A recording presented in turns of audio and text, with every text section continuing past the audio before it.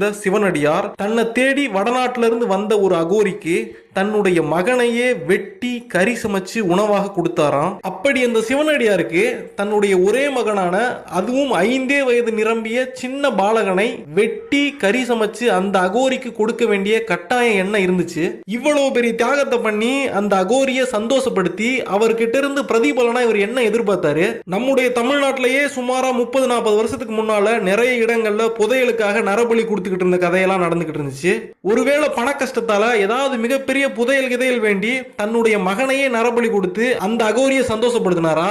இல்லைன்னா அந்த அகோரி கேட்டதை கொடுக்கலன்னா நம்ம மேல ஏதாவது சாப விட்டுருவாருன்னு பயந்து இதை பண்ணிட்டாரா? இப்படி தன்னுடைய வீடு தேடி வந்த அந்த அகோரிக்கு அவர் கேட்டதை கொடுத்ததால கடைசியா இந்த சிவனடியாருக்கு என்னதான் கிடைச்சது? இப்படி பெற்ற மகனையே வெட்டி துண்டு துண்டாக கறி போடும் போது அவருடைய மனைவி என்னதான் பண்ணிக்கிட்டு இருந்தாங்க? அப்பாவே கத்தியை தூக்கிட்டு வந்து தன்னுடைய கழுத்தை பிடிச்சி கழுத்தை